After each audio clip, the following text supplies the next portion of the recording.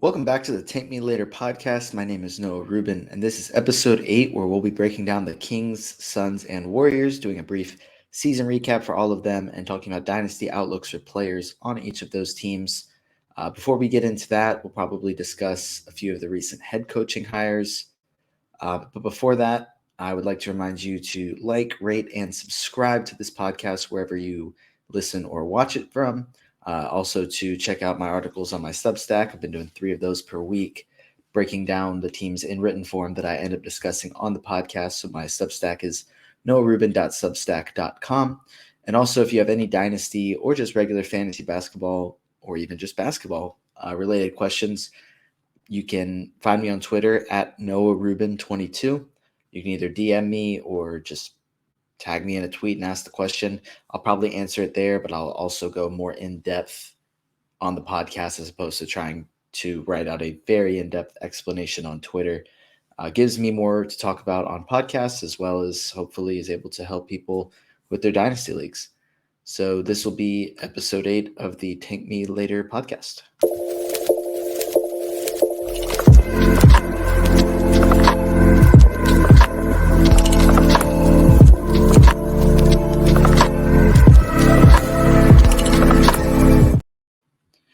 All right, as I said, episode 8, break down a few teams, but first, the head coaching hires.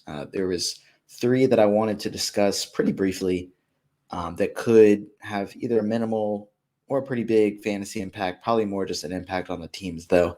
The first one was Nick Nurse signing to become the head coach of the Philadelphia 76ers after they moved on from Doc Rivers. There was reports that James Harden wanted him gone, as well as reports that James Harden was just going to go to Houston. Whether Harden's back or not, I think that was a good move for them. Doc Rivers has a long career of blown leads, and I don't think that pairs well with the 76ers, who have really struggled to make it out. They haven't made it out of the Eastern Conference second round since Allen Iverson was there. And despite all the talent they've had, I know they probably would have came out if it wasn't for that miraculous Kawhi Leonard shot, miraculous Kawhi run. That team with Jimmy Butler, Ben Simmons, Joel Embiid, Tobias Harris, JJ Redick, that team probably could have made it a lot further than the second round had it not been for Kawhi Leonard being the player that he was during that series and during that entire playoff run.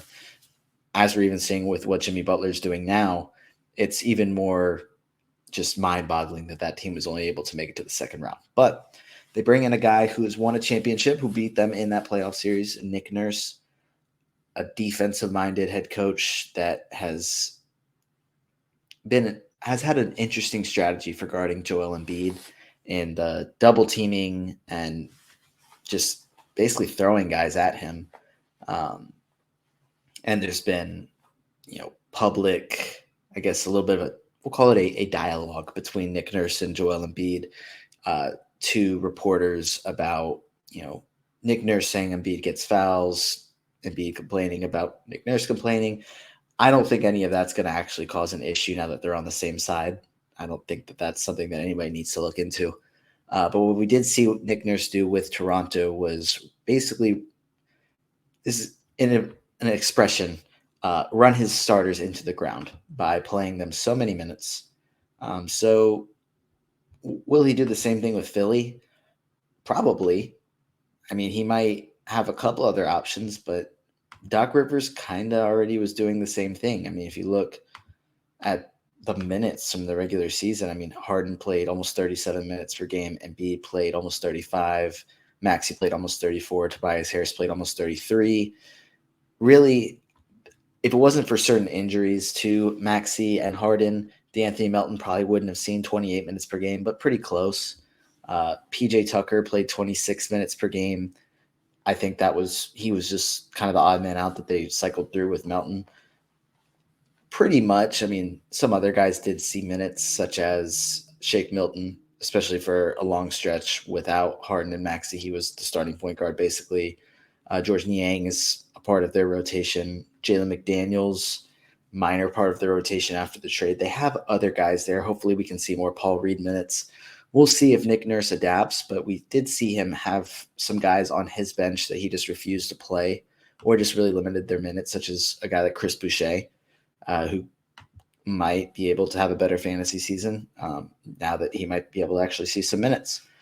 But we'll see exactly how it plays out. I imagine that Nurse will keep, if Harden's still there, him at big minutes, Maxey, Tobias Harris, and Joel Embiid at big minutes. I don't think he's going to lessen that at all. I don't think it has too much of a fantasy impact on those guys. Honestly, I just think that it's a good move for the 76ers, and I think it's going to help them potentially make it out of the second round. I mean, they have enough talent to. They have the superstar to do so. I think a lot of times with the playoffs, it just comes down to matchups, who's playing well at what time. I mean, this year they ran into the Celtics. 2-3 seasons ago, they ran into the Hawks and had Ben Simmons just not playing basketball, basically. Last year was the Heat, who came very close to the NBA Finals. So year after year, they're just running into somebody that is playing some of their best basketball. And at times, also, their stars haven't shown up. I mean, we've seen Embiid falter a few times. Him and Harden weren't very good in Game 7 against Boston.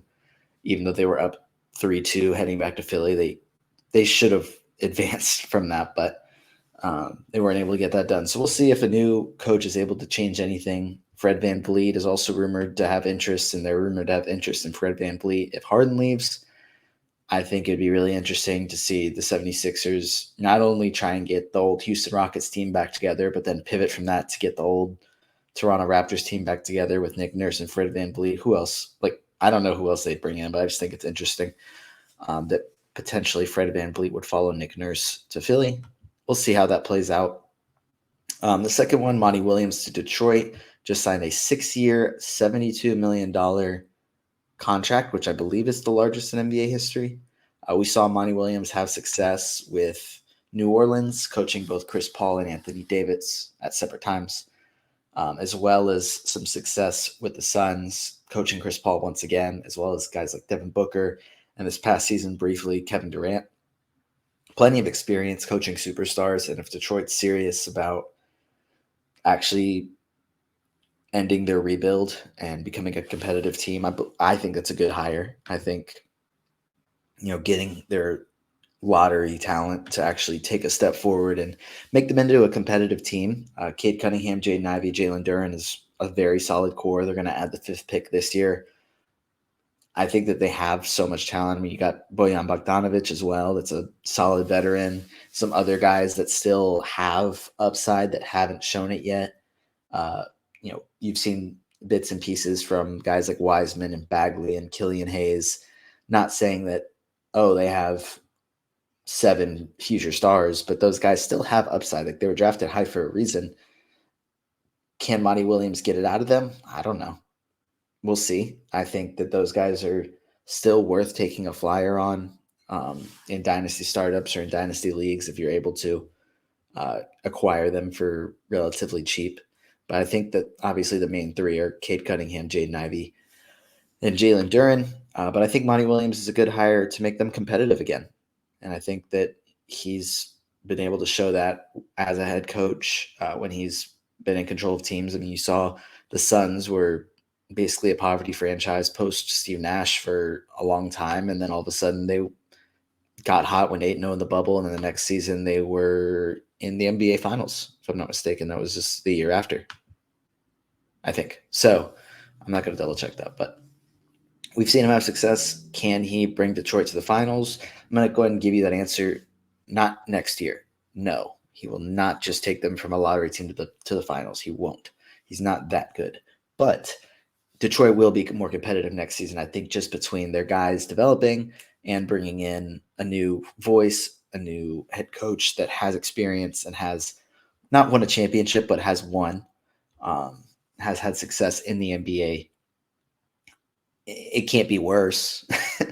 And that's probably the baseline right there, is that they shouldn't be worse than they were this year, assuming that they're able to stay healthy.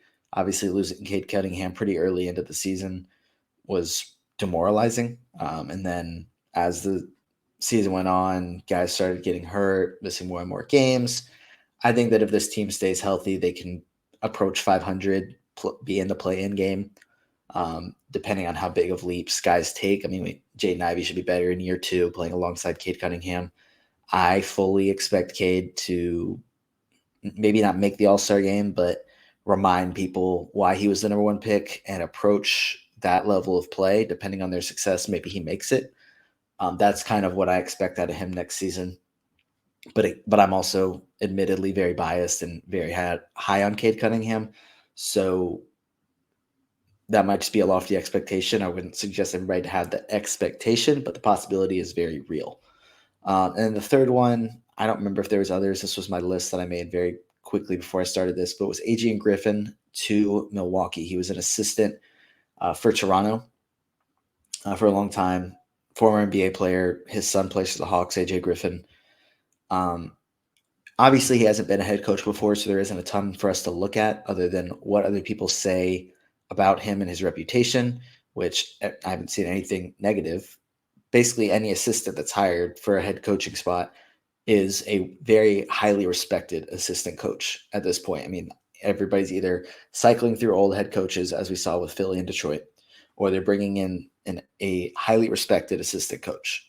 Those are kind of the two options. I think if anybody brings in anybody else, such as the Nets hiring Steve Nash a few years ago, it's questioned pretty quickly, and it's right at center stage of national media is why did they make this hire? But Adrian Griffin, it's a new voice. It's probably not what you'd expect a team that just won a championship 3 years ago to do. You'd expect them to get somebody with a championship pedigree. But apparently reports suggested that Giannis pushed for this.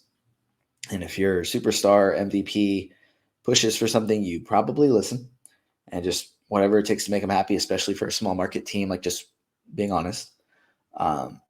So I think it's a good hire. I think a fresh voice, I don't necessarily agree with them firing Mike Budenholzer in the first place. But since they've done that, I think it makes more sense to try and go with somebody new as opposed to recycling. Like if they would have, for example, not even saying this was something that was remotely considered, if they would have said, Doc Rivers just got fired. He's won a championship before. He's been a head coach a long time. Let's hire him. I think that's pretty pointless you're getting a fresh voice, sure, but you're getting a guy that's kind of shown what he will do as a head coach. He'll probably get you a top 4 seed, probably get you out of the first round, and then that's probably it, which that's success in the NBA, but it's probably not what the Bucks are looking for. So I think a fresh voice with Adrian Griffin could be very good. We'll see. I mean, the Lakers did that with Darvin Ham, and he had an absolute microscope on him as head coach of the Lakers, but he did a fine job, got them to the Western Conference Finals. Not saying it was all him or all not him, but he was a head coach that got that team to the Western Conference Finals. I think that Adrian Griffin could help Milwaukee avoid getting or losing in the first round, which, again, if you want to look at why they fired Mike Budenholzer 2 years after a championship, they lost in 7 to the Celtics last year. Celtics ended up making the finals. They lost in 7 without Chris Middleton. Okay, you put Chris Middleton in that series, they probably win, potentially get back to the finals, maybe lose in the Eastern Conference Finals. This season, they lose Giannis game 1. I know he played in game 5. I want to say he played in game 4 as well, but at that point, he's probably still playing hurt. He's probably not 100%. There's probably a very small chance that they actually lose that series if they're healthy from the beginning. And it probably still would have been a tough series. We've seen the Heat prove that they weren't just some fluke 8 seed that upset because of an injury. I'm not saying that, but I think the Bucks probably would have got it done in 6 or 7 games. I don't think that the Knicks would have given them any problems. So I think that they'd be right back in the Eastern Conference Finals at least if they were able to stay healthy. So did Mike Budenholzer deserve to be fired? From the outside, I don't believe so. Maybe there was more that we don't know about from the inside. But regardless, they moved on. They have Adrian Griffin now.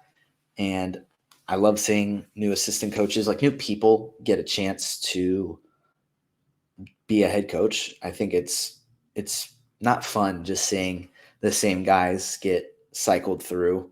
It's like there's so many assistants that are very, very good that could be the next great head coach, but teams tend to just defer to guys who have experience. And in cases, I feel like that's a good thing, but maybe not always.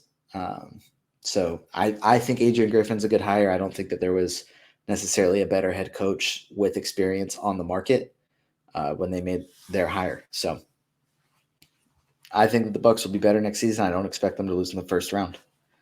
But that's it for the head coaching hires. So we'll start getting into the teams we were originally going to discuss, which is the Kings, the Suns, and the Warriors. And we'll start with the Kings, who probably like 5 people had avoiding the play-in. We'll say that. I won't say 5 people had them at least making the play-in, because I'm sure a lot did. I personally didn't, and a lot of that was just they're the Kings. They were the Kings. I can't even apply that to them anymore, but it seemed like no matter what they did, it just wasn't good enough. And even though they showed some stuff towards the end of last season with Sabonis and De'Aaron Fox, I just didn't think it was something they were going to be able to sustain over the course of the season. But Mike Brown hire was excellent. Drafting Keegan Murray was great, an NBA-ready player that fit into their starting lineup perfectly, destroyed the Hawks in the trade for Kevin Huerter, which, again, I know I'm a Hawks fan, going to discuss the Hawks every chance I get. The fact that Tony Ressler said that they've never made a move that's just to cut costs, and they traded Kevin Huerter for a lottery-protected 2024 first, Mo Harkless, and I think that was Justin Holiday as well, for Kevin Huerter, who was the starting shooting guard for the number 3 seed in the West, was excellent for the Hawks. I mean, despite getting drafted, I believe he was 19th. They don't beat the 76ers and advance to the Eastern Conference Finals that year without Game 7 Kevin. Trae Young was awful that game. Kevin Huerter literally went into Philadelphia and took the Hawks to the Eastern Conference Finals that year. And they said, yeah, a lottery protected first from a team that was trying to be competitive. That'll possibly convey next season. It just, that move, that saying that they've never made a cost-cutting move. Anyways. So yeah, the Kings made good moves, but it wasn't enough for them to make it out of the first round. But I think that you would have liked to see them make it out of the first round and to call it a successful season, but I don't think that they needed to do that. They were the 3 seed in the West. I think that was enough. They lost in 7 to the defending champions and had arguably the best playoff performance of Stephen Curry's career, the best playoff performance in Game 7 in Sacramento, and that's what it took to beat them. They have a little bit of playoff experience under their belt. De'Aaron Fox hadn't been to the playoffs before. A lot of those guys hadn't been to the playoffs before. Obviously, Harrison Barnes has won a championship, I think just the one. So he has experience, but he wasn't we always saw him start missing shots and not play well in those big games. Sabonis has playoff experience, and so I think that's part of what helped, along with Mike Brown's experience, helped them to be competitive so quickly and as competitive as they were. So I would expect, I don't know if they'll be back or if they're a team where you can say, yeah, I fully expect them to be back as a number 3 seed. I think just the way that, especially, either betting odds or the way you look at teams, the Lakers had a lot of success towards the end. I know the Lakers is annoying to talk about. I agree. But they had a lot of success and made the Western Conference Finals. The Clippers, if they're healthy, you always have to consider them to be dangerous if they're healthy. I know it's a big question mark what Denver's doing. I don't think anybody, regardless of what happens in the finals, I don't think anybody's going to say, yeah, I don't think they're a top 4 team in the West next season. So I think that the West is just so talented, and there's so many teams that have superstars that weren't very super successful. You can't tell me that the Suns aren't going to be one of the favorites next season. So I fully expect the Kings to be back in the playoffs. No doubt about it. I wouldn't be shocked if they were a top 3 team. I just don't think that anybody outside of Sacramento is going to look at what they did this season and say they can absolutely repeat that this season, and they should be favored to repeat that this season. I don't think that's a knock on them. I think it's the way that media and betting odds work. De'Aaron Fox and Domantas Sabonis were spectacular this season. I don't think anybody's considering them to be top 10 players. And in this league, you need superstars, not just all-stars, superstars. You need, if you're serious about competing, you need somebody playing at a top 5, like a top 5 player in the league.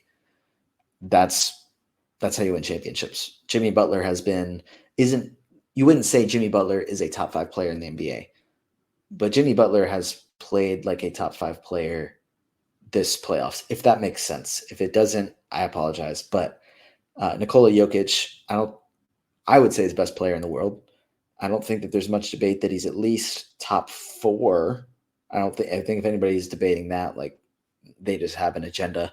I think that there's 4 guys, when everybody's absolutely healthy, that you could say are the best player in the world. It's Giannis, Jokic, Embiid, and Kevin Durant.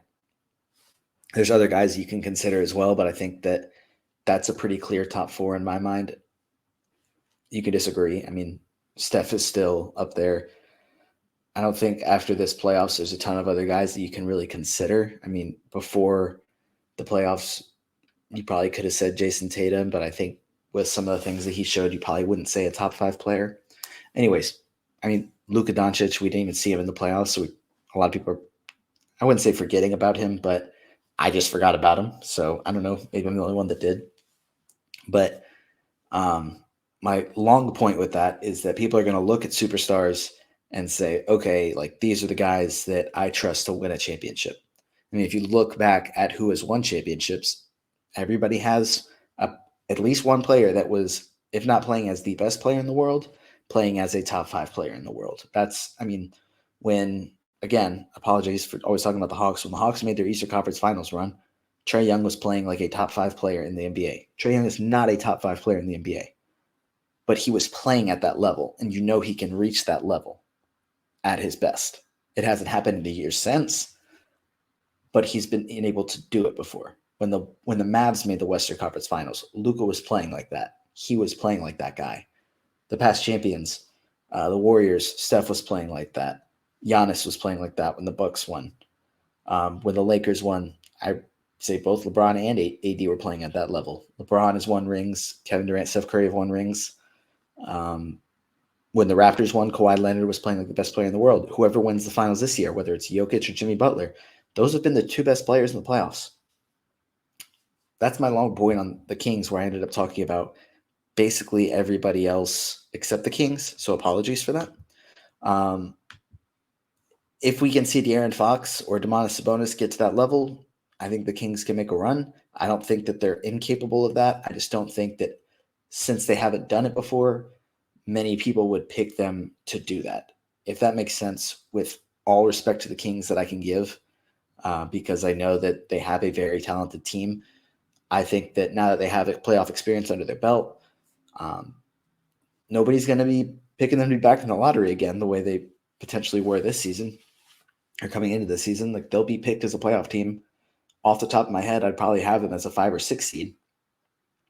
But I'm saying I don't think anybody's going to pick them to be a 3 seed. And that's my long spiel that kind of knocks down national media, but also supports national media a little bit. So I don't think anybody's going to be happy with that take, but it's my long take. As far as them as a team, De'Aaron Fox, we'll go through a few players now. That way no other Kings fans have to get mad at me for my take. But De'Aaron Fox had a magnificent season.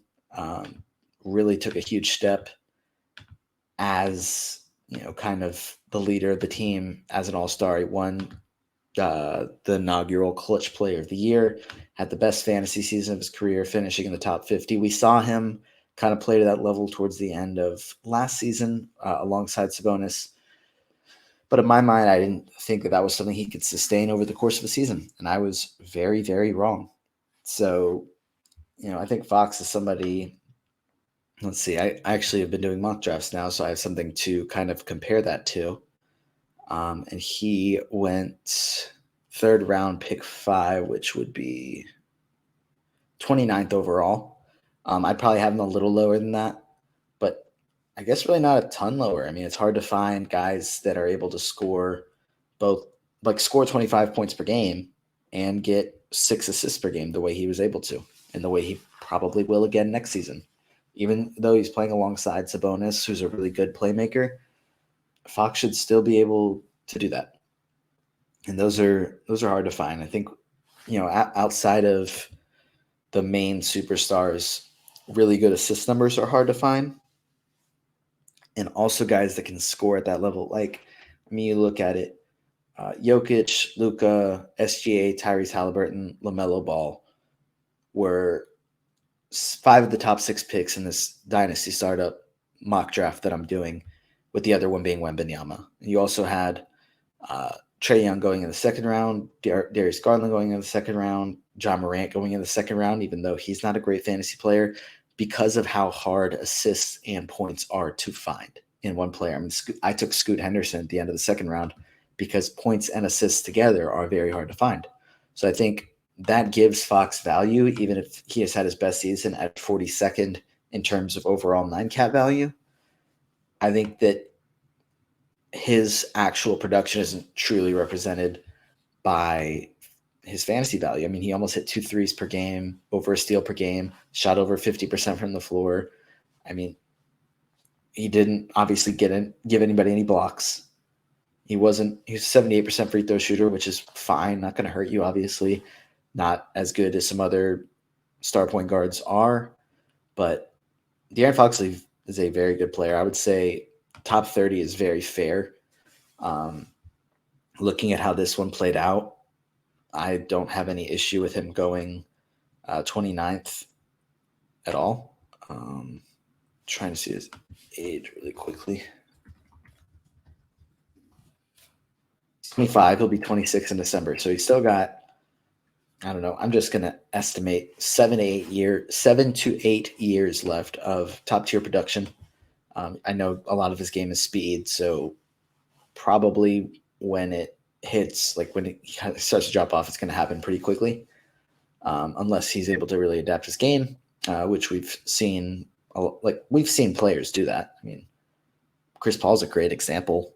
He's still providing elite fantasy value, and I can tell you he's a step or two slower than he was in 2007, just a step or two. So it's possible that Fox can still be a really good fantasy contributor in 8 years. I just think that's probably about when he'll start to drop off a little bit. But that's great. I don't think anybody's going to complain about 7 to 8 years of 25 points and 6 assists-ish with 50% shooting.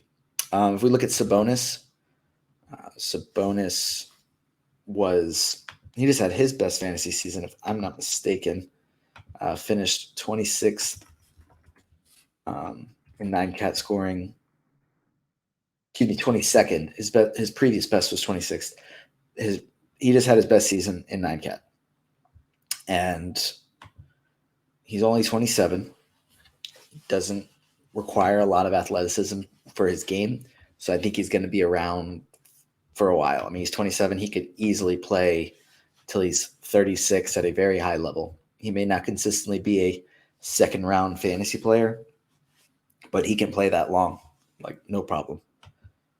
Like, I think that's why if you look at Jokic at 28 and he's still probably the best dynasty asset.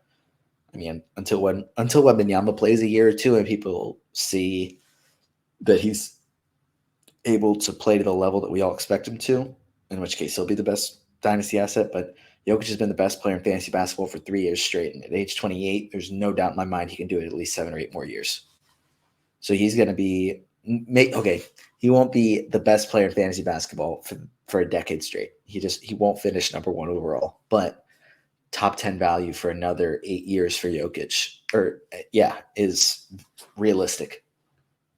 So I think Sabonis is obviously not quite as productive, but he's to that level where you're saying, okay, like he's going to be around for a very long time. So age 27 shouldn't scare me away if I'm a rebuilding team, because it's not like this is his prime and, trade him now because in 3 seasons he's not going to be anything like he is now. That's just not true. He's going to be around for a long time. The only other player on the team to be a top 100 player in 9-cat was Kevin Huerter, who I talked about a little bit earlier. He'll be 25 at the start of next season. I don't see them changing their starting lineup unless, honestly, the only person that potentially could is Harrison Barnes.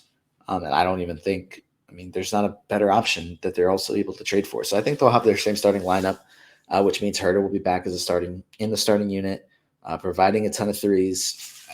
Let me look again, but I believe his free throw numbers were down this season. Like he wasn't a very good free throw shooter despite how good he was from three. He shot 72.5% from the line. The year before, he shot almost 81%. And this season, he shot 40% from three, which was a career high. So almost strange. I mean, he has the worst free throw shooting season of his career this year. He doesn't shoot him a ton, so it's not like a huge issue. He took 1.7 per game, but that was really low for a shooter. It was kind of weird. But I expect he was a top 100 guy. I think that's something that he can maintain. I mean, he provides you a little bit of value across the board, doesn't really kill you anywhere. And he provides a ton of threes. Like he hit 2.73 per game this season. I don't see a reason why he can't get close to three or closer to three and just continue to light it up from deep. I think that he's going to be doing it for a little bit. Malik Monk, 6-man role behind Herter. I think he has the talent to be potentially a top 100 guy if he finds himself in the right situation. I think he has one more year on his contract. So if he signs somewhere else that needs a high volume scorer in the starting unit, that could be the ideal situation and he could be a top 100 player. Other than that, he's probably going to, I think he was just outside the top 150 this season. Let me double check that. But he was outside the top 150, 176 after being 125 with the Lakers. His minutes were down from that. He played 28 minutes with the Lakers, 22 this season as the 6th man for the Kings. So he's shown that he's capable. I just don't see him getting the starting role over Herter at this point. I think just the way Herter fits in alongside De'Aaron Fox, like he can handle the ball, but he doesn't need to. He plays well alongside a top-tier point guard, whereas not saying Malik Monk can't play off ball, but I think he does a little bit more with the ball in his hands. It's a really good he just fits the mold of a 6th-man. So unless he is able to find a starting job somewhere, he's probably going to stick around. I mean, he was 176 this season. Around that, he could probably approach top 150, but probably not much better without a consistent starting role. Harrison Barnes, he's over 30 now. I mean, he doesn't excel in any category. I don't really know what you'd expect from him at this point other than to maybe give you around a top 100 value and play every game. Like he doesn't miss many games, which is probably the biggest upside. Like if there's a category that Harrison Barnes is really good in, it's games played. That's about it. Like he really doesn't contribute a ton anywhere else. So yeah, I mean, he's not a guy to target. He's not a guy to get rid of because he's solid. But if you're looking to have a specific build for a team, like he's not going to come in and help you in like a ton in like 3 categories. He's just not going to hurt you in other ones. That's about the extent of Harrison Barnes. And then Keegan Murray was their rookie, had very high expectations after being drafted 4th. And as an older rookie, I mean, he's 22. I thought he had a decent chance to win Rookie of the Year. Paolo Banchero was a stud, significantly better than I expected him to be. I expected him to be good. I didn't expect him to be that good. I thought Keegan Murray had a real chance since he was going to be starting for a playoff, well, a better team than the Magic. It ended up being the 3 seed in the West. Obviously, my correction with myself is that I didn't pick them to be the 3 seed in the West. But we saw with the Rookie of the year before, Scotty Barnes get it over Evan Mobley. And while I think Scotty Barnes certainly had a case, and if you take out the first probably like month of the season, Cade Cunningham had a case. But the Raptors, I want to say, were 6th in the East, and the Cavs were 8th when the season ended, and then ended up losing in the play-in to the Nets and Hawks and missing the playoffs. So we saw Scotty Barnes make the playoffs, and I think that's probably a big reason why he had won Rookie of the Year, although I think that one was very close. Not saying Keegan Murray should have won it, but I think with the Kings having the starting unit that they had, Murray was able to slide right in. I think I'm trying to remember, was it Chimezie Metu or somebody else on the Kings that they had starting for a little bit over him. Maybe it was Metsu. It's probably somebody else, and anybody's listening is screaming at me about what it actually is. But basically, Keegan Murray wasn't starting for training camp, but was starting by the time the season started, or at least a couple games in. And I don't think that anybody's going to take his starting job for the next 10 years. I don't think he has so much upside in fantasy basketball that he's going to be a top 25 player, or he could probably be a top 50. But the thing about him is almost kind of like Harrison Barnes. He's not going to really hurt you anywhere. The difference is that he is going to excel at threes. He's going to be a dangerous, lethal three-point shooter for a long time. He just broke the rookie record for three-pointers made in a rookie season. He hit 2.58 per game. He's going to get over 3 per game at some point, and he's going to hit a lot of threes and be a very good three-point shooter for a very long time. That's about what you're getting from Keegan Murray. I don't think that he's got top 25 upside as a fantasy player. I think coming as an older rookie helped him a lot. He can contribute a little bit here and there, but he's going to be a lethal three-point shooter for a long time, and that's what you're getting. And that's good enough to probably be top 75, top 50 for a long time. There's not superstar fantasy upside, but there is very good fantasy player, almost guaranteed.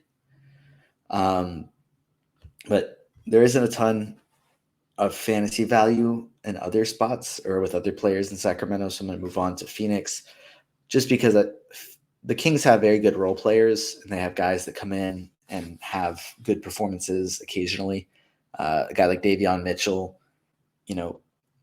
probably one of the best perimeter defenders in the league, but given his limited role and the fact that playing good defense doesn't really help you in fantasy, unless you're getting steals or getting blocks, obviously, on ball, allowed field goal percentage or contested jumpers aren't categories in fantasy basketball, unless you have a site that does that, in which case let me know, because that sounds fun.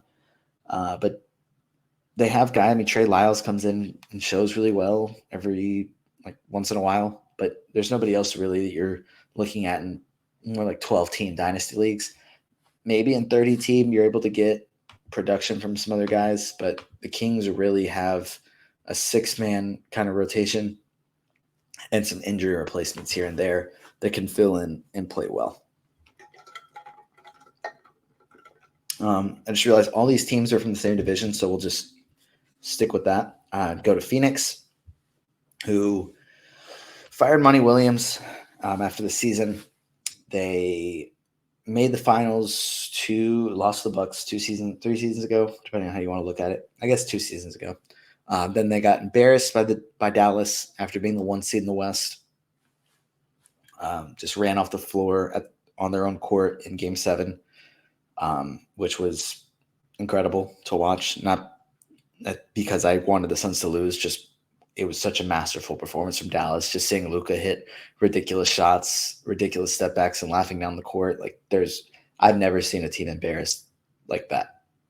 And then this season, not similar, not quite as bad, but they lost in 6 to the Nuggets, who are now in the finals, without Chris Paul, without DeAndre Ayton, down for the last couple games. No Paul last game, no Ayton. Chris Paul and Devin Booker could not do it by themselves. Actually, no disrespect to Campaign. Apologies. I'm pretty sure he's the league scorer that game. Hit 7 threes. And Devin Booker was, if I'm not mistaken, Devin Booker was very bad, and Kevin Durant started off bad and ended up playing okay. But basically, the Suns made the move for Kevin Durant, not to try and, probably not to try and win a championship this year. They clearly didn't have enough depth. I think that oftentimes we get, as I said earlier, and this may even contradict myself, so we get caught up in star power, which is why every team with a superstar gets picked to win a finals or be more competitive, have better odds just for having one on the team. Because we've seen these guys play at such a high level. But I think looking back, it's pretty clear you can say Phoenix just didn't have the depth that they needed, that even though they had a superstar like Kevin Durant and a superstar like Devin Booker, they really didn't have enough to beat that Nuggets team. Now, if Chris Paul stays healthy and DeAndre Ayton stays healthy and they're at full strength, there's a very solid case that they could have won that series. But they didn't have the depth that once those guys went down. And that's obviously hard to find depth in the NBA, that once a star goes down, a superstar goes down. I don't think anybody has depth for that, but we'll say a very solid starter goes down. Not many teams have the depth where they can just fill that spot and just keep going. Like Boston probably does. But if you take away Jason Tatum, he hurt his ankle, played through it, and they got blown out by Miami. If you take away Al Horford, they have Robert Williams. Okay, not many teams in the NBA have that level of depth. The Suns, their glaring issue was their lack of depth. So Jock Landale was just not going to cut it against Jokic. That's okay. They now have a summer to try and figure things out, bring in a new head coach, hopefully actually add some depth so they don't have to just run Devin Booker and Kevin Durant's knees into the ground in order to make the playoffs. There's definitely guys that they can add. I think that having that duo, assuming that Chris Paul and Ayton are also back, like that core four, they can probably get role players that they need to build a competitive team. Not necessarily at a discount, but I just think that they should be able to get guys to field a more competitive team than what they had this season. But in turn, there's not a ton of fantasy value coming out of here because they have probably 4 guys worth rostering in standard 12-team leagues, or 10-team, 14, whatever size you play. If you play in a 30-team league, you're probably still not adding much else in Phoenix. Cameron Payne is a guy that is a stud when Chris Paul misses time, which you can almost guarantee that he's probably going to miss at least 10 to 15 games, if not more. Actually, that's probably even generous. That saying only 10 to 15 might miss 20 games. Cameron Payne, I think, was hurt a little bit this year, so I think that kind of limited what his image is as that super streamer. But the season before, we saw it a lot. I think the only other guy I wrote about in my article for their recap was Darius Baisley, and that's just because he has a lot of upside from the Thunder.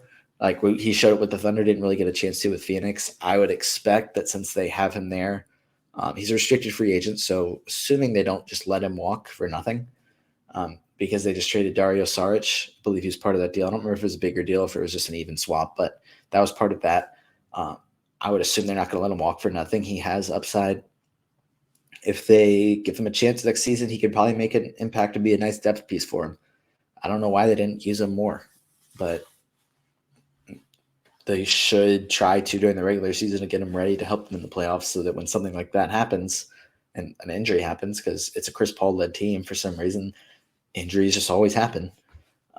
They'll have some depth, and they don't have to rely on Jock Landale and Bismack Biyombo to try and guard Nikola Jokic. Not saying Baisley would have been so much better of an option, but it would have been a unique look to throw. And he's shown that he can get defensive stats and hit threes. So if he's able to get minutes in Phoenix, he has upside in probably a little deeper leagues, probably not 12-team because of Kevin Durant being there. But he's probably the only other guy. Chris Paul's 38.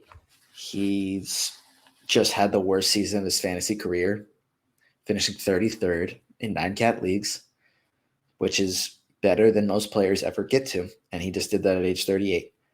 Assuming he doesn't retire, I don't think he will at this point.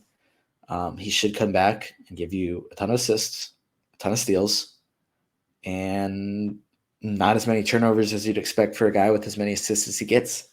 And he should probably be a top 50 player again, even if he plays only 55 games. Even at his age, he should still be a top 50 player. I don't see him just absolutely falling off a cliff, because even though he's clearly not the same player that he was still able to be a top 50 guy. Devin Booker, he hasn't really ever been a top 20 guy, but we saw before Chris Paul arrived, him kind of getting that over 6 assists per game range. And then after CP3 joined the team, His assists went down, but so did his turnovers, kind of a fair trade-off. When Chris Paul's gone, they're not going to use Cameron Payne or whoever ends up being the next point guard, unless it's another star point guard. I'll say that, assuming they don't have are able to bring in another star. Devin Booker's going to have the ball in his hands more. There's probably not a ton of point guards out there that are going to they're going to want to have the ball in their hands more than it's in Devin Booker's hands. So Book can probably get back to giving you 6 assists per game. I'd assume the turnovers go up. The field goal percentage might go down a little bit. If he makes a leap and is able to get back to 6 assists per game while still maintaining his field goal percentage and without tanking his turnovers, Devin Booker can be a top 20 guy, maybe even better. And we've seen him be, such a talented player. I mean, he was, let's see, his best finish was 20th 2 seasons ago.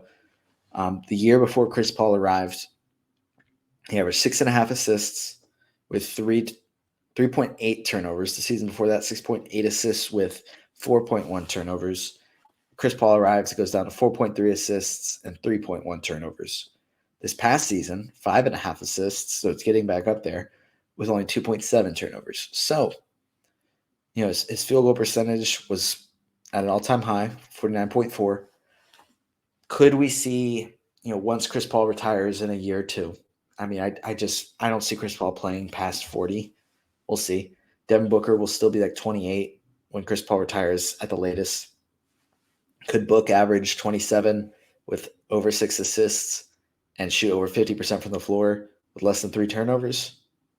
It's possible. You probably have to take a leap and have an excellent season. Like, it wouldn't just have to be, Devin Booker just kind of does what he's been doing and gets to those numbers now that Chris Paul's gone. Like, I think he would have to be better, which is a lot to ask considering how good he already is. I think that's kind of his ceiling. We could see, but his floor at this point is also like early third early third round value. That's kind of his floor. He's not going to probably drop down to around the top 50. He's going to be probably a top 30 guy at least for the next 5 seasons. He's one of the best scorers in the league, if not the best national scorer, and he can do so much else when he has the ball in his hands. I think we haven't seen Devin Booker play his best basketball, which I don't think is an unfair or that ridiculous of a statement. I mean, he's been excellent, but I think we can still see, I think we'll still see better basketball from him. So Kevin Durant's arrival didn't impact him that much. He was honestly better having this other unguardable superstar playing alongside of him. But for KD, when he's on the floor, he's been insane. Absolutely. I'm looking at it now. As a rookie, he finished 84th in 9-cat. Second season, 8th. Then he went 1-1-3, 1-1, 5-2. Those were his seasons with the Thunder. Goes to Golden State, goes 1-3-8. Misses a season, plays with the Nets, 8-2, and then this past season he was 5. Those are his 9-cat rankings. Absolutely insane. The issue now is that he can't stay on the court. I mean, since leaving Golden State, he has played in 137 games through 4 seasons. Can you rely on him? I mean, he played 47 games this past season, 55 the year before that, 35 the year before that, obviously 0 before that. You can't rely on him to play 60 games. Obviously you can't plan for injuries, but the past few seasons have shown that he's probably not going to stay on the floor that well. Could he? Sure. Everybody can. I'm not going to say, oh, this player is destined to get hurt. It's going to happen. You can't say that about anybody. But with the frequency with which it has happened, with his body structure being a taller, skinnier guy that also moves as well as he does at his age, it's not crazy that he's just not able to stay as healthy the way he was in the past. It's not he's played over 80 games 4 times in his career. So it's his durability isn't what it was, and that's not a strange thing. It's not like really that like a bad thing. Like it's just kind of what you expect. Like he's getting older. It happens. But when he's on the floor, that hasn't changed anything. He's still one of the best players in the league. So can you rely on him for 60 games? Is he a great roto player?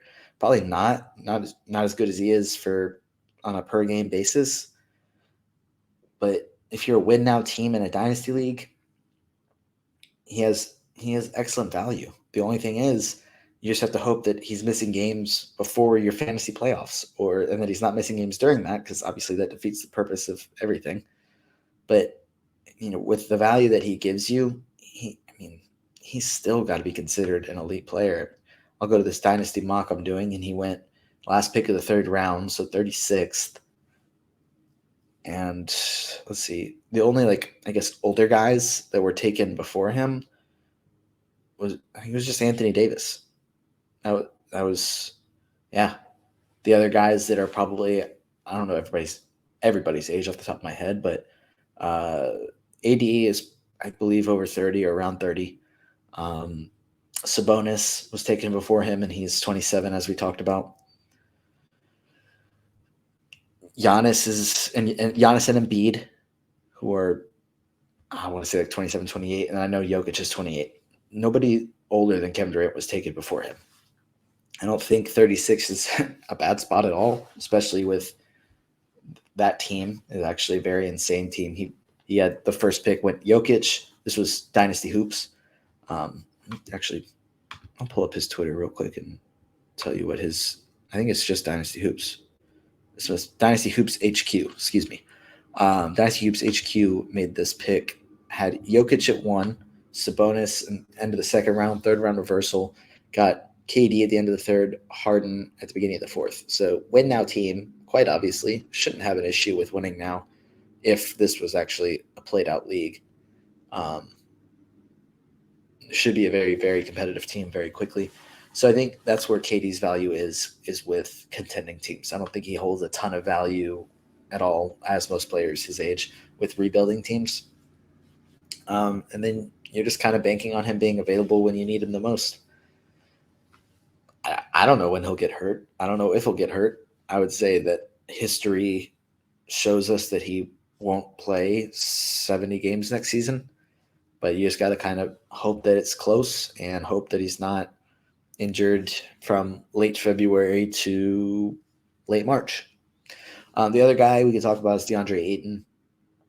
And I was not a fan of drafting Ayton this past season. I don't remember exactly what his ADP was, but he had the worst fantasy season of his career. He finished 55th in 9-cat. Most of the reason I didn't want to draft him was because of how things ended this previous season, with whatever happened on the bench while they were getting blown out by Dallas between him and Monty Williams. I thought this team was going to run into major, major chemistry issues, and we didn't see it boil up and boil over the way I honestly expected it to. We saw Ayton try and go to Indiana, and naturally they matched his contract.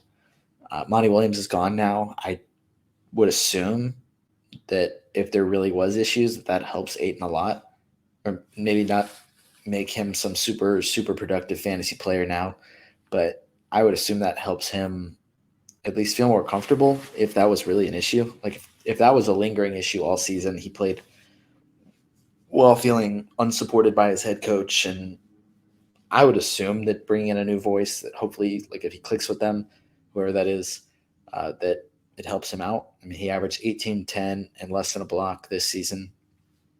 His peak has been his second season. He averaged 18.2 points, 11.5 rebounds, block and a half. We've seen him shoot 63% from the floor.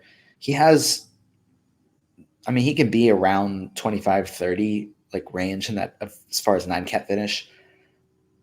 It's possible. I wouldn't bank on it. I don't believe in Ayton as a guy that can get there. I think he can hover around top 50 value for the next 10 years or however long he's in the NBA. And that's very good, obviously. That's not anything but I don't think he's, going to return the value of the number one pick, especially of that draft class. I don't think he's ever going to get there. I mean, if you look at it, Ayton was the consensus number one pick during that draft. Not consensus. Basically, there was Luka believers who were very right, and Ayton.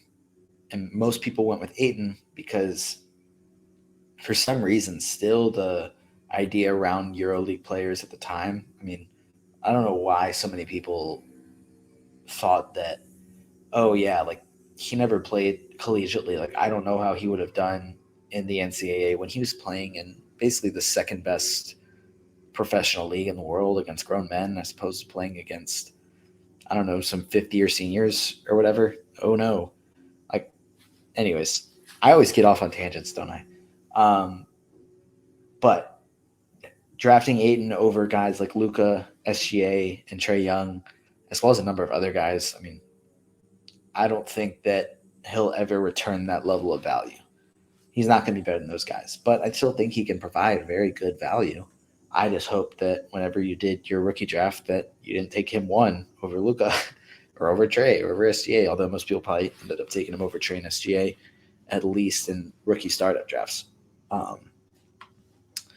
But as far as Phoenix, there's not really much else to say just because they have gone with the stars and scrubs method where they have two superstars, two other very, very good players that are, I don't even want to call them borderline all-stars, very, very high-level starters. We'll call them high-level starters. And some other role players. I mean, you saw Torrey Craig and Josh Okogie were rotating in the starting unit.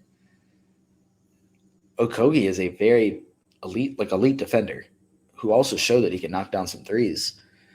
But I wouldn't say that, he's probably more of like a depth piece on a championship team, like an eighth man that plays 10 to 15 minutes a game with really solid defense and hits a timely three or two. He's not a 35-minute per game starter based on, I think, some offensive limitations. Torrey Craig's a solid role player. Again, not a guy that you're probably going to say is a starter for a championship team. So I think if Phoenix is able to add some depth, there's no reason to think that they won't be competitive next season, or at least a preseason favorite. We'll see how everything shakes out with injuries and their new head coach, whoever that is. But obviously, when you have superstars, you're going to be considered as a contender. And the last team we'll talk about is the Warriors, the defending champs. Obviously, weren't able to go back-to-back.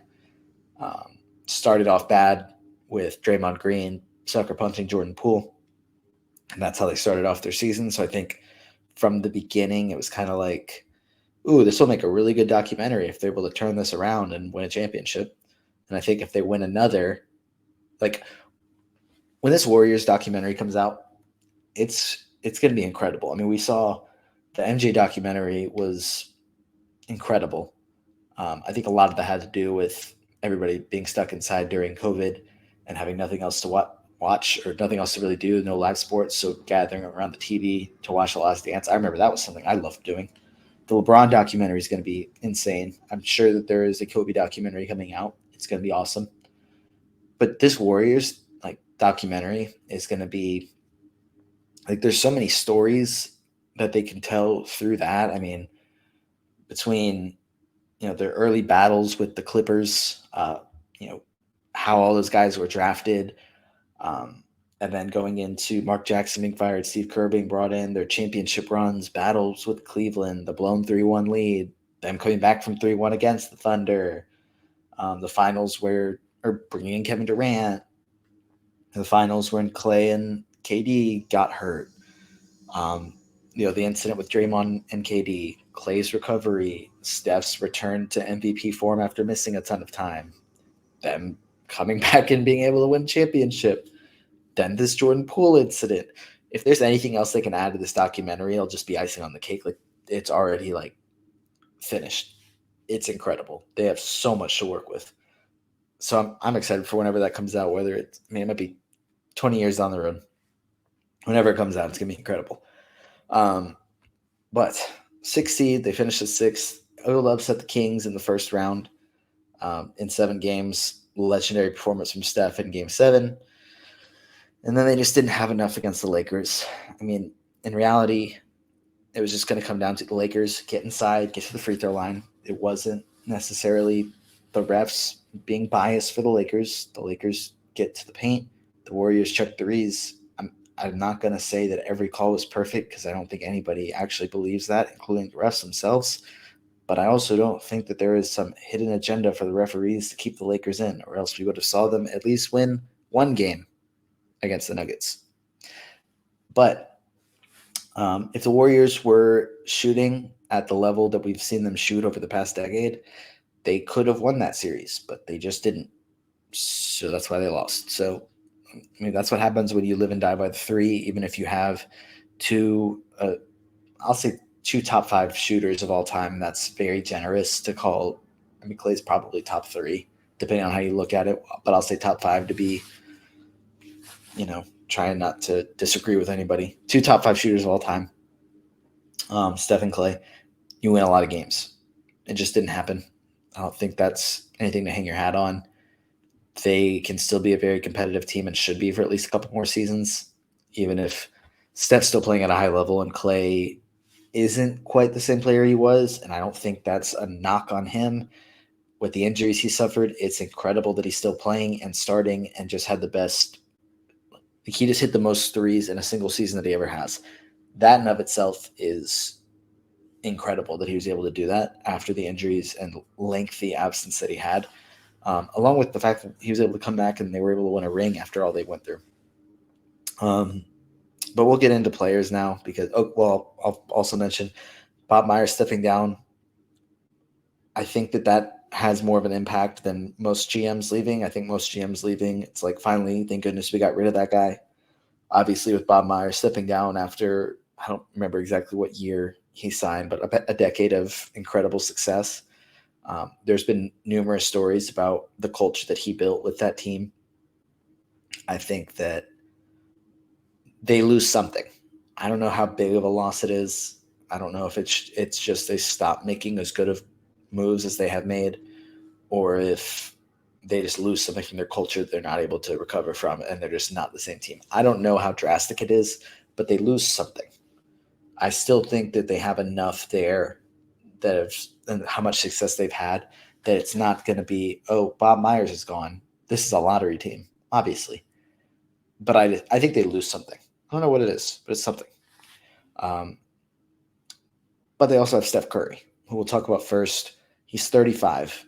But when he's on the floor, it's the same thing as Kevin Durant. I'm gonna pull up the numbers real quick. He finished 11th in 9-cat as a rookie. I could probably look it up. I can't remember if there's been a better rookie season for fantasy basketball. Played 80 games and finished 11th in 9-cat. I'm sure there is somebody that has been better as a rookie. But from what I remember off the top of my head, that's the best I can remember. Then he went 9th, 14th, 4th, 4th, 2nd, 1st, 3rd, 2nd, 4th, 31st when he played 5 games and then got hurt at 27.9 minutes per game. Shot horribly. Anyways, just strange 5 games for Steph. Then the Warriors, lost my train of thought. I was trying to remember. But then he finished 2nd, 6th, and then 6th this past season. The difference is he's not playing as many games. It's not quite as bad as KD as far as like how many games he's able to play, but he's hitting like 5 threes a game when he plays. I mean, he's hit at least, aside from that season that he played 5 games, he's hit at least 4 since the 2015-2016 season, which he hit 5 that season and hit 3.5 the season before that. Greatest shooter of all time, no doubt about it. Nobody's questioning that. He's improved his field goal percentage he's 49.3% from the floor this season, which is the 3rd best season of his career. 29.4 points per game was the 3rd best of his career. Like, he's still playing at the top of his game. And since he's not, like, he's a very quick player, but obviously his game's built on shooting, conditioning, running around, and catching threes. I mean, the moves are still insane. He's 35, but you could see him playing at a high level for a few more seasons and then still playing a few seasons past that. He'll be, like I said, 35, but there's no reason to think he's not going to be a top 10 guy again when he plays. The only issue is probably going to be playing around 50 to 60 games. I guess the main question that we're going to have to answer or get answered for us next season is, do the players care about the 65 game mark? Like, does anybody care? How much do individual awards matter to certain players? Are guys like Steph, KD, LeBron, who, let's just be honest, they don't care about individual accolades at this point of his career. LeBron wants to win another ring. Steph wants to win another ring. KD probably deep down wants to win another ring, but gives off the appearance that all he wants to do is just go hoop. Just go play some pickup, basically, at a professional level. Which obviously he cares more about winning than that, although I think some of his tweets, it's almost funny how much he just seems to care about just wanting to play basketball more than winning a ring, which is fine. I don't blame him. It's fun to play basketball. But I don't know how much guys like that are going to care about playing 65 games. LeBron probably, I would say, of those three, cares the most about his legacy, but he's done so much already that it doesn't matter what he really does anymore. He's not able to add to his legacy with more like all NBA stuff. The only thing that's adding to his legacy at this point is rings. If he gets another all NBA, it's just one more.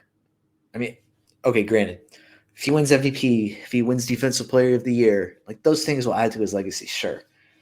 But if you're looking at the LeBron versus MJ argument, the main thing is that MJ had the higher peak, LeBron had more longevity. So just adding more longevity isn't going to convince anybody that is a believer that Michael Jordan is the GOAT, that LeBron is better. Unless LeBron wins a ring, wins a Defensive Player of the Year, wins an MVP, wins Defensive Player of the Year, or wins you probably have to win 2 or 3 more rings. Like, let's be honest, for true MJ fans to actually consider him. And even then, he didn't go undefeated in the finals. So point of all that is, who really cares? Because everybody's biased and nobody's going to change their mind. Again, long tangent to get off on, but Steph probably doesn't care about playing 65 games and making all NBA first team. He probably doesn't care. I mean, he played 65 games during the 2018-2019 season. So that means over his past 6 seasons, he's reached 65 games once. Now that it's the threshold to win awards, I don't think that's going to change much for a guy like Steph. It's not going to change much for the guys that are, say, 33 or 34 and older who just want to win rings at this point. It might change things for guys like, say, Joel Embiid, who can probably play 65 games, but I think because of his injury history, they tend to be more cautious, which understandable. But I would expect a guy like Joel Embiid to play 65 games because of the threshold. Like, he's the type of player, he might play exactly 65 games just because of it. But I think that's also partially because of his sense of humor. Older guys probably aren't going to care. Younger guys will. But I think really you're looking at that 27 to 30 range as far as age of guys that it's actually going to impact. Like Giannis. I don't think Giannis is a guy that takes a ton of rest days, like the same way that Joel Embiid's image is. But I think Giannis is a guy that you could also see probably play around 65 games after he didn't do it this season. But I mean, if you look at guys like Kawhi Leonard, Paul George, Anthony Davis as well, alongside the LeBron, Steph, KD, they don't care about individual accolades anymore. Clearly they don't, or they would have played during the regular season already. Putting the 65-game threshold, one, isn't really going to change whether they're going to win all NBA awards or not, because if they're on the floor, they'll probably be considered for it. And if they're not on the floor, then they won't already. So saying, oh, you have to play 65 games. Well, they played like 30. I think that's an exaggeration. But I don't think it's going to make them say, oh, shoot, I got to win my individual accolades during the regular season. They're trying to win rings. That's why they manage their bodies so well during the regular season and try and limit how much they play. I mean, that's why we saw Kawhi Leonard take such a long ramp-up process, because he cares about rings. He doesn't care about winning, getting an all-NBA team. He's past that. Anyways, long tangent again. Steph's still going to be very good. Bottom line. Klay, we've seen the dip in his play.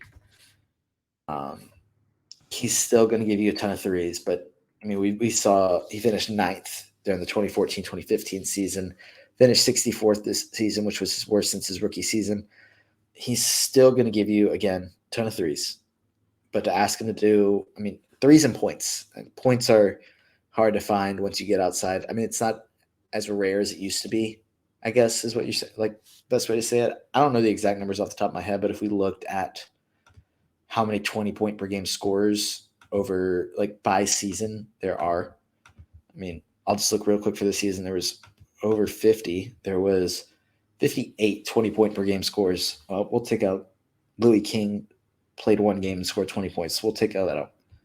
57. We'll call it 57. Sorry, Louis, unless it's Lewis. I don't know. Yeah. So points aren't as hard to find as, if you go back 10 years, I guarantee there wasn't over 50 people scoring 20 points per game. But that's just the way the game is now. It's higher scoring. But not many players are hitting as many threes as Clay did. And I still think that even if he's shooting a lower percentage, not playing as good of defense, he's going to give you three-pointers because he's going to get them up. Draymond, past his days of being a really good fantasy player, but he still contributes. He's outside the top 100 for the first time since his second season this past year.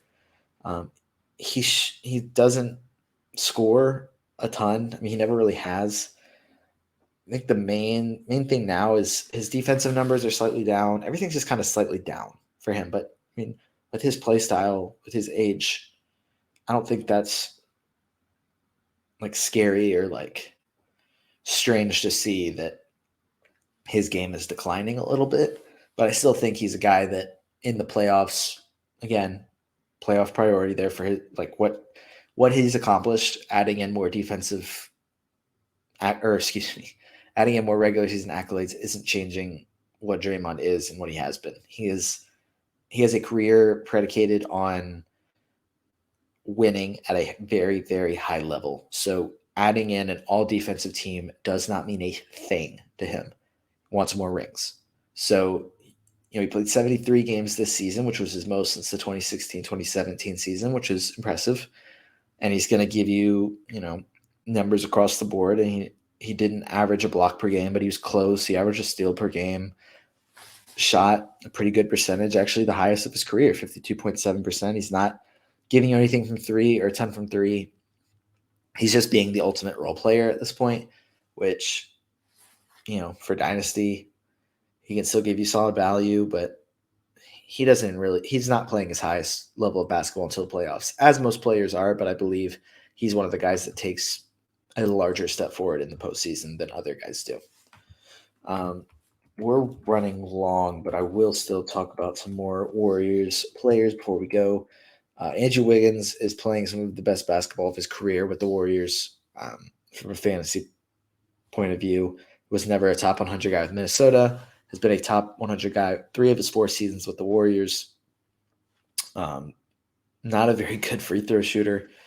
Shot 61.1% this past season on only a little less than 2 attempts per game. So not a huge knock despite the low percentage. But I had higher expectations for him, and I think he really started off this season well and then missed a lot of time.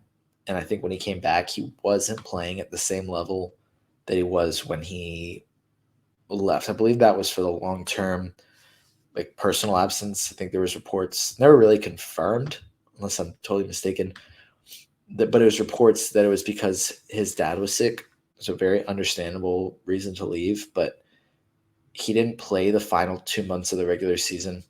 He also he missed a month from December to January, and I think before that absence, he was playing at a very high level, really good numbers, providing defensive stats like a ton.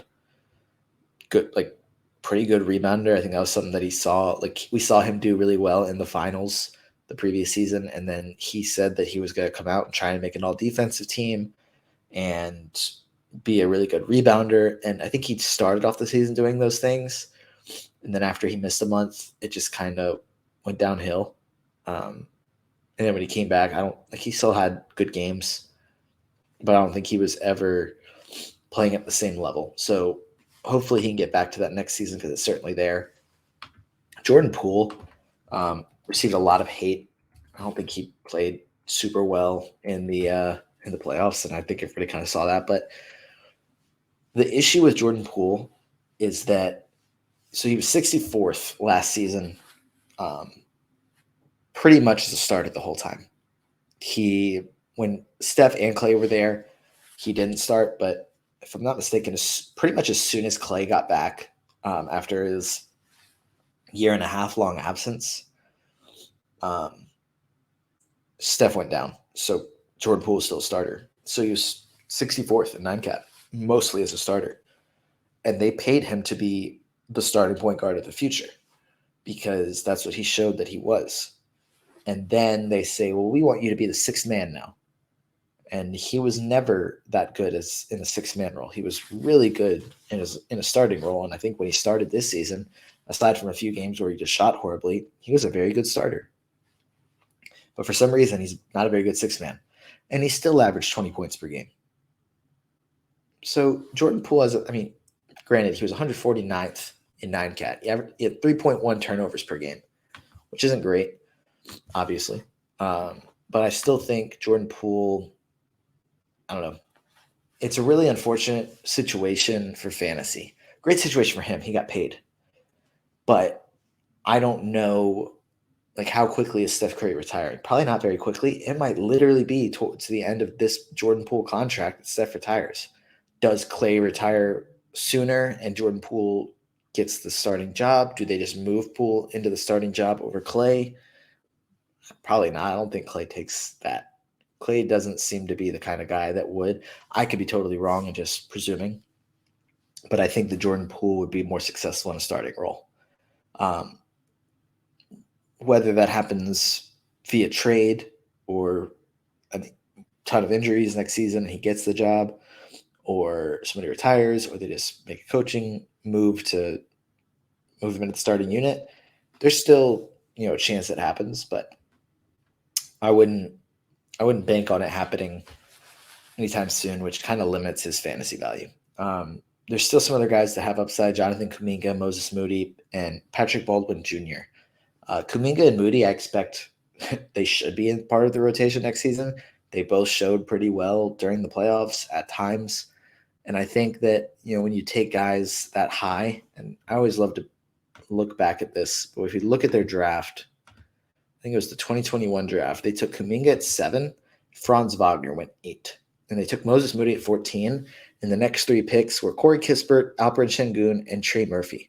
So all 4 of those guys, whether they ended up going Franz Wagner over Kuminga, and then any one of those other 3, probably more like Trey Murphy, Corey Kispert, even Sengun though, over Moody, those are guys that we've seen be so good at times, or very good in their role, that I think they look like bad picks. It's not as bad as taking Wiseman over LaMelo at this point, but I think that those guys have the talent, and you have to see, you have to give them a chance. They've given them chances here and there to show their talent, but I think if you're, trying to do this whole go from a championship team and have another team of the future playing under them to the point where the older guys retire and those guys just move up and just keep the team competitive, that's very, very difficult to do without having those guys already be part of the rotation. So I wouldn't be shocked if at least Moody and Kuminga were getting close to 20 minutes per game next season, and they can both be solid fantasy guys if they're seeing those minutes. And hopefully in a few seasons, they'll be worth holding on to in dynasty formats to the point where they're starters. I think that's the ultimate goal. You haven't traded them yet because you want them to be your starters in the future. Otherwise, there's no point in holding on to them because you might as well trade them for another starter level player and try and get another ring out of this core. You can't have both. And I think that if those guys aren't contributing to a championship team right now, and your focus is on them being part of the next wave of a championship team, they still have to be part of the rotation. They can't just sit there, play here and there, occasionally start. I think that they need to have larger roles. I think we should start figuring that out next season, whether what their plan is. And then Patrick Baldwin Jr., didn't really show a ton as a rookie, but I believe, was a really good high school prospect. Didn't play very well in college, but he still has such talent, and with how they've developed players over the years into, you know, Steph, I know, was really good in college, but he still slipped to 7. I don't remember what pick Clay was off the top of my head, so I'm going to pull that up. Um, he was 11th, so I guess still lottery. And then Draymond was the 35th pick in 2012. Jordan Poole, late first round pick. So we've seen them have success developing players. So Patrick Baldwin Jr., because of his game, if they're able to develop him into what he can be, that could be a fantasy star. It could be like just a star in the NBA. Like if they're able to truly develop him the way he projects. I mean, he's a tall guy that can also shoot. He can be very good. I think that if you're able to, he's really worth stashing. But we'll see if he ever gets a chance to pan out, because Steph is going to play for 5 more years at a high level. So it's hard to have these young guys actually pan out when they're playing super competitive basketball and they can't trust the 20-year-olds. So it's an awkward timeline, but it's not the worst issue to have. Like they could have worse issues than too much young talent and too much old talent. Like they could have worse issues. So the Warriors are set up, but we'll see whoever the next GM is, if they can actually take advantage of what they have and keep this team winning. But that's going to do it for episode 8 of the Take Me Later podcast. As I said at the beginning, if you can subscribe, give us a rating. 5 stars would be great, but I guess however you feel. Just anything to kind of interact with the podcast, whether it's on Apple, Spotify, or YouTube. Sharing it anywhere would be great, but just interacting with it also helps other people to see it. Also, my Substack, noahrubin.substack.com. A few columns per week. And right now it's just season recaps, but I'll end up doing more stuff once I run out of teams to recap, obviously. And then again, any dynasty related questions just gives me more to talk about on these podcasts. Find me on Twitter at noahrubin22. And that's going to do it. Thank you all for listening.